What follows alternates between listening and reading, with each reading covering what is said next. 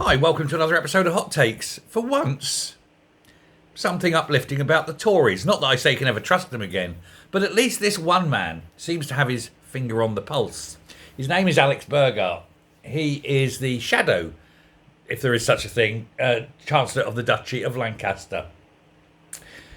He was at Tory HQ and he was taking questions from the great and the good of the Fourth Estate, the press, and one of them was complaining and saying, what does he see the biggest problem is? And he said, well, undoubtedly, it's going to be the economy.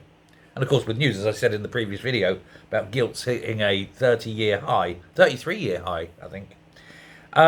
He says the economy, of course, is there. And someone said, well, does that mean you're thinking about introducing a wealth tax? He says, and his reaction was like, oh, come on. Even Labour haven't introduced one yet, and it's unlikely that we're even going to discuss reversing one before it's even been introduced. He says, but I can tell you now as a Tory, no, we're totally against wealth taxes. We will not be introducing them should we ever have the chance. I think the Tory party are now a busted flush after this Afghanistan crisis. And this is where I'm going to give him the credit, because he said something which I think he's absolutely spot on with. He's got it there. He's aware. And he was talking about what he described as civil unrest, which to the rest of us is riots and marches and a very, very unhappy population disgusted with what's going on in their name but without their consultation. And he says that the civil unrest in Britain is by the government, the Labour government, seen as an aberration. They're saying that things like Southport or Ballymena or all the ones that have been happening in the last couple of days are just little flashpoints, outliers. They're not the general state of people's views. And he says that I think that they, the Labour Party, are underpricing people's anger and their feelings. And he says, going forward, he sees that civil unrest will become the norm because people are desperate and they're being pushed and they're not being listened to and nothing is ever said to them and they're not being consulted. Things are done to them, not with them. He says, and that means that these freak events, as they're being described, will stop being freak events and become the norm. He says he hopes it's not the case, he says, but he understands why people are like this. He says nobody likes it.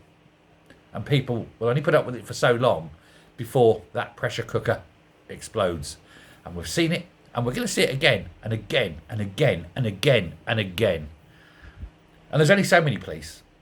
And when the police go in and do snatches and arrest people, that's one way. But I've got a feeling that the crowds will change and the crowds are going to start snatching policemen. And then where do you get to? You release those and we'll release him.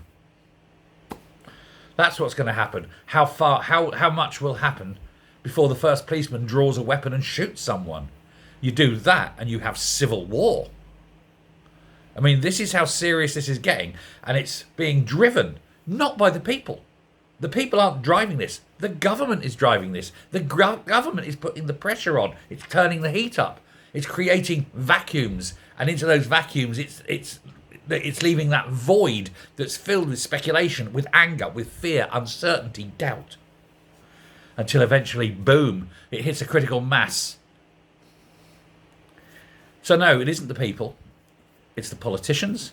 It's the government in particular. And it's Starmer and his android, I don't give a fuck about anything attitude. I'm in charge. You'll do as I say because I think I am the reincarnation of Joseph Stalin. Well, I think he's going to end up being the reincarnation of Ceausescu. And I, for one, would pay good money to see that day. Thanks very much. Goodbye.